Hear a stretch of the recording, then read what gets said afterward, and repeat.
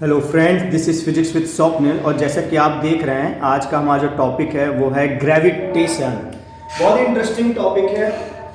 Newton ने discover किया कि अगर दो मासेस होते हैं m1 और m2, अगर हम मासेस लें और उनके बीच की जो हम सेपरेशन है अगर d रखते हैं, तो न्यूटन ने देखा, ये डिस्कवर किया कि जो m2 मास है वो m1 पे फोर्स लगाएगा और जो m1 मास है उतना ही m2 पे फोर्स लगाएगा, उसी समय लगाएगा, इंस्टेंट। ठीक है, जिस समय m2 m1 पे f का लगाएगा उसी समय m1 m2 पे भी f का फोर्स लगाएगा। और ये फोर्स की वैल्यू उसने दी capital G m1 m2 by D square, जहां पे कैपिटल G जो है उसको बोलते हैं universal gravitational constant, universal gravitational constant. और ये यूनिवर्सल ग्रेविटेशन जो कांस्टेंट है इसकी वैल्यू होती है 6.6 इंटू 10 की पावर -11। इसकी वैल्यू क्या होती है 6 तो ये ग्रेविटेशनल यूनिवर्सल ग्रेविटेशन कांस्टेंट की वैल्यू होती है। ये वैल्यू कभी भी चेंज नहीं होती है, इट नेवर चेंज, कभी चेंज नहीं होती। अगर हम बोलो कि मून में क्या है इसकी वैल्यू तो इतनी ही रहेगी, अर्थ में क्या है तो यही रहेगी। ये वैल्यू कभी चेंज नहीं होती है। m1 m2 मासेस है और d उनके बीच की दूरी है। अब इससे रिलेटेड क्वेश्चन कैसे आते हैं, दो बेसिक क्वेश्चन अपन करते हैं, तीन बेसिक क्वेश्चन करते हैं। पहला क्वेश्चन है, अगर इनमें से एक मास डबल हो गया, if one mass is double, अगर एक मास डबल हो गया तो फोर्स में क्या चेंज आएगा। तो जैसे ही आप देख रहे हो जो फोर्स है वो डायरेक्टली प्रोपोर्शनल है मास के, तो अगर मास आपका डबल हो गया तो फोर्स भी क्या हो जाएगा, डबल हो जाएगा। तो इसका आंसर है फोर्स बिकम डबल, फोर्स भी क्या हो जाएगा, डबल हो जाएगा। फिर नेक्स्ट क्वेश्चन है, इफ डिस्टेंस बिकम 1/4, अगर डिस्टेंस 1/4 हो गया, इनके बीच की दूरी है वो क्या हो गई, 1/4 हो गई, तो आप देख रहे हो जो फोर्स है वो इनवर्सली प्रोपोर्शनल है डिस्टेंस के। अगर डिस्टेंस बढ़ेगा तो फोर्स घटेगा, या उल्टा कहें अगर डिस्टेंस घटेगा तो फोर्स बढ़ेगा, लेकिन स्क्वायर टाइम्स बढ़ेगा। देखिए यहां स्क्वायर रखा है, ठीक है। तो डिस्टेंस कितना घटा, 4 गुना, तो 4 का स्क्वायर क्या हो जाएगा 16, तो क्या हो जाएगा फोर्स बिकम 16 टाइम्स, फोर्स 16 गुना बढ़ जाएगा, क्योंकि फोर्स इनवर्सली प्रोपोर्शनल है। डिस्टेंस के घटने से फोर्स बढ़ता है लेकिन स्क्वायर टाइम्स बढ़ता है। डिस्टेंस 4 गुना कम हुआ तो 4 का स्क्वायर क्या होता है 16, तो फोर्स 16 टाइम्स बढ़ जाएगा। लास्ट क्वेश्चन है, if one mass increase by 3 times and other by 2 times, अगर इनमें से एक मास 3 गुना बढ़ता है और दूसरा मास 2 गुना बढ़ जाता है तो फोर्स कितना गुना बढ़ेगा बताइए। ठीक है, कुछ बच्चे कहेंगे 5, तो प्लस नहीं, देखो इनटू है। जो फोर्स है प्रोडक्ट ऑफ मास पे डिपेंड है, फोर्स किस पे डिपेंड है, प्रोडक्ट, ना कि सम पे डिपेंड है। तो इन दोनों का प्रोडक्ट कर लिए तो क्या आएगा 3 × 2 6, तो force become 6 time, force become 6 time, तो फोर्स क्या हो जाता है 6 गुना बढ़ जाता है। तो इस टाइप के क्वेश्चन आते हैं, आई होप आपको समझ में आए होंगे और आप उसको कर ले जाओगे। ठीक है, अब अनदर वैरायटी ऑफ क्वेश्चन देखते हैं। तो देखिए अब इस फॉर्मूले का अपन यूज करेंगे। क्वेश्चन क्या है, 2 electrons of mass 9.1 × 10⁻31 kg are separated by 10 angstrom, find force 1 apply on other.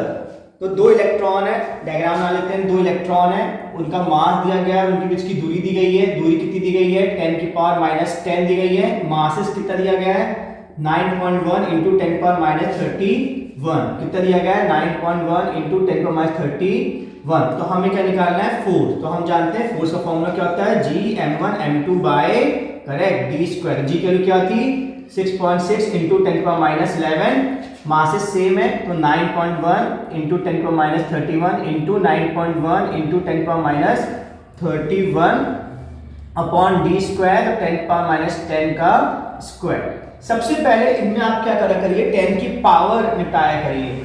तो 30 क्या होगा, 60, 62, 63, 73, तो 10 पावर 73 आ जाएगा माइनस में 6.6 इंटू 9.1 इंटू 9.1 इंटू 10 की पावर कितना गया, 73 माइनस 73, और नीचे आ गया 10 की पावर -20। जब -20 ऊपर जाएगा तो +20 होगा, तो 20 सब्ट्रैक्ट कर देंगे तो क्या जाएगा 53।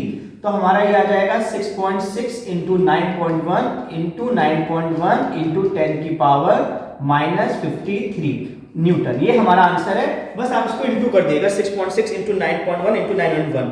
ठीक है, तो हमारा क्या आ जाएगा, आंसर आ जाएगा।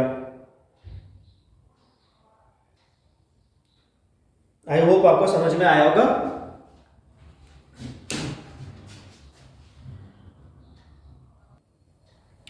देखिए आप देख रहे हैं क्या लिखा है, importance of universal gravitation law. क्यों ये इंपॉर्टेंट है, इसका यूज क्या है, तो देखिए यहाँ पे जैसे आप अर्थ देख रहे हैं और अर्थ के सराउंड क्या कर रहे हैं, वाटर है, अर्थ को घेरा हुआ है वाटर। तो मून आया, मून पानी को अट्रैक्ट करेगा, जब ये पानी अट्रैक्ट होगा तो पानी इसके पास आएगा, तो यहाँ से पानी निकल के इसके पास आएगा, यहाँ और यहाँ से निकल के आएगा, तो यहाँ कम हो जाएगा, यहाँ ज़्यादा हो जाएगा। जहाँ ज़्यादा हो जाएगा हाई टाइड बनेगा, जहाँ कम होगा वो लो टाइड बनेंगे। फिर से देखिए वाटर चारों तरफ था, मून ने क्या किया, अट्रैक्ट किया पानी को, तो पानी यहीं यहाँ से आके यहाँ चला गया और यहाँ चला गया। यहाँ हाई टाइड बन गया, यहाँ low tide. High tide low tide मतलब क्या होता है, दिन में 2 बार हाई टाइड आती है, 2 बार लो टाइड आती है। जब आप बीचेस जाते हैं, समुद्र के पास जाते हैं, हाई टाइड में पानी का लेवल बढ़ जाना और लो टाइड में पानी का लेवल घट जाना। ठीक है, फिर इट होल्ड एवरीथिंग।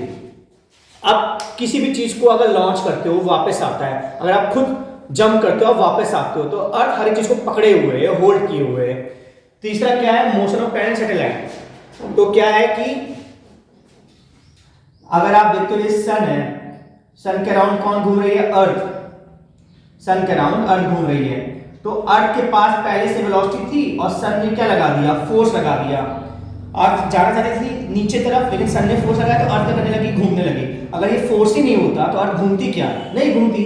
तो जितने भी सर्कुलर मोशन होते हैं, ठीक है, प्लैनेट्स के या सैटेलाइट्स के, वो किसकी वजह से हैं, यूनिवर्सल ग्रेविटेशन लॉ। और वो क्या है हमारा, F equal to correct G m1 m2 by d square, या इसको r स्क्वायर बोल सकते हो, d या r दोनों हम ले सकते हैं डिस्टेंसेस के लिए।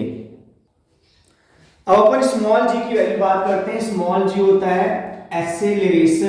एक्सेलरेशन ड्यू टू ग्रेविटी,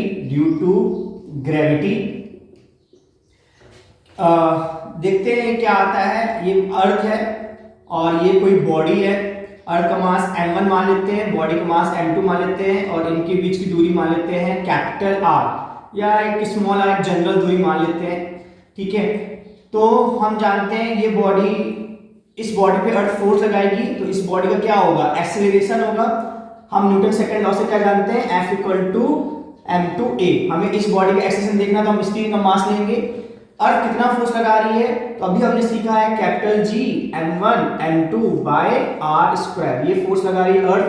यहाँ देखिए बहुत इंटरेस्टिंग चीज हो रही है, मास घट गया है, ठीक है, और हमारा जो फाइनल रिजल्ट है वो ये आ गया है। अब ये फोर्स इस बॉडी पे अर्थ लगा रहा है, तो एक्सेलरेशन इस बॉडी पे कौन ला रहा है, अर्थ। तो अर्थ के द्वारा एक्सेलरेशन को ही बोलते हैं एक्सेलरेशन ड्यू टू ग्रेविटी। उसको एक स्पेशल लेटर से डिनोट किया जाता है, उसको बोलते हैं स्मॉल g। तो हम इस a को क्या लिख देंगे, स्मॉल g। तो स्मॉल g की वैल्यू आ जाएगी g m1 upon r square. ठीक है, जहां पे m1 क्या है, मास ऑफ प्लैनेट है, मास ऑफ प्लैनेट है, और हमारा r क्या है, डिस्टेंस। r क्या है, distance from centre of planet, distance from centre of planet. और हमारा स्मॉल g क्या है, acceleration due to gravity, acceleration due to gravity. ठीक है, तो ये हमारा रिजल्ट आता है। अगर मैंने इस मार्कर पे एक्सेलरेशन लाया तो ये मेरे फोर्स द्वारा है, तो मैं इसको स्मॉल जी नहीं बोल सकता हूं, लेकिन अगर अर्थ ला रही है इसमें एक्सेलरेशन, तो वो क्या कहलाएगा, स्मॉल जी कहलाएगा। आप स्क्रीनशॉट भी ले सकते हैं इसका।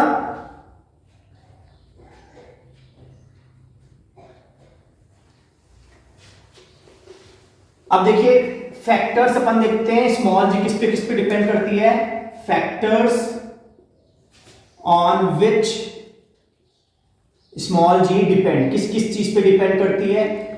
तो पहला तो शेप ऑफ द अर्थ पे डिपेंड करती है। अर्थ हमारी ऐसी नहीं है, स्फीयर नहीं है, अर्थ हमारी ऐसी है, ऑब्लॉइड स्फीयर।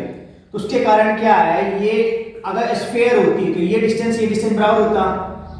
अगर ये हम पोल ले रहे हैं, इक्वेटर ले रहे हैं, तो आरपी और आर ई क्या होता, बराबर होता। आरपी इक्वल टू क्या होता, आर ई। लेकिन अर्थ हमारी ऐसी है तो आरपी और आर ई बराबर नहीं है। तो आरपी क्या है, कम है, आर ई से कम है। और स्मॉल जी के जो हम जानते हैं क्या होता है, G mass of planet upon R square. तो जी क्या है, इनवर्सली प्रोपोर्शनल है डिस्टेंस फ्रॉम द सेंटर से। ये सेंटर है, जितना ज्यादा सेंटर से डिस्टेंस होगा उतनी जी की वैल्यू कम होगी। तो यहाँ पे जी की वैल्यू क्या होगी, कम इक्वेटर में, और पोल्स में जी की वैल्यू क्या होगी, ज्यादा। ठीक है, तो जी की वैल्यू एक जैसी नहीं होती है, इक्वेटर में कम होती है और पोल्स में क्या होती है, जी की वैल्यू ज्यादा होती है। तो पहला जो है वो है शेप ऑफ अर्थ। पहला फैक्टर जो है वो है शेप ऑफ अर्थ। ठीक है, शेप ऑफ अर्थ पे डिपेंड करता है। आई होप ये आपको समझ में आया होगा। सेकंड जो है कि जो अर्थ है, अगर हम देखते हैं जो वैल्यू है जी की, वो सबसे ज्यादा मैक्सिमम होती है सरफेस पे। ये जो वैल्यू है G equal to G M mass of planet, अगर हम दूरी आर ले ले, रेडियस ले ले आर स्क्वायर और वैल्यू पुट करें 6.6 इंटू 10⁻11, मास ऑफ अर्थ होता है 6.0 इंटू 10⁻24, रेडियस होता है अर्थ का 6400 इंटू 10⁻3 का स्क्वायर। तो ये वैल्यू बिटू आती है 9.8 मीटर पर सेकंड स्क्वायर। तो ये वैल्यू सरफेस पे होती है। कहां पे होती है, सरफेस पे।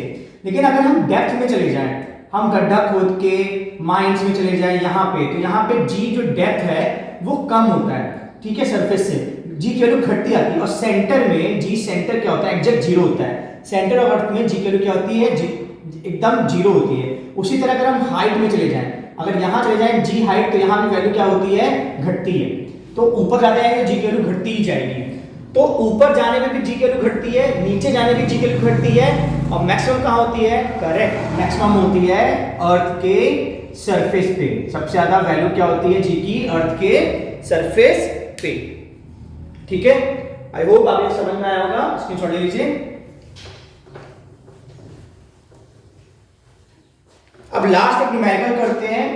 If planet mass increase 4 times and radius decrease 2 times, by how much small g change. तो स्मॉल जी कितने से चेंज हो जाएगा, तो हम जानते हैं स्मॉल जी की वैल्यू क्या होती है, G M by R square. तो कैपिटल तो चेंज नहीं होता, मास कितना चेंज हो गया है 4 टाइम्स, तो क्या हो जाएगा 4m। और रेडियस कितना चेंज हो गया है 2 टाइम्स, तो क्या हो जाएगा 2r। तो ये क्या हो जाएगा जी एम, ये 4 और ये हो जाएगा 4r स्क्वायर। तो 4 4 कैंसिल हो जाएगा, तो फिर से वैल्यू आ जाएगी G M by R square, G M by R square.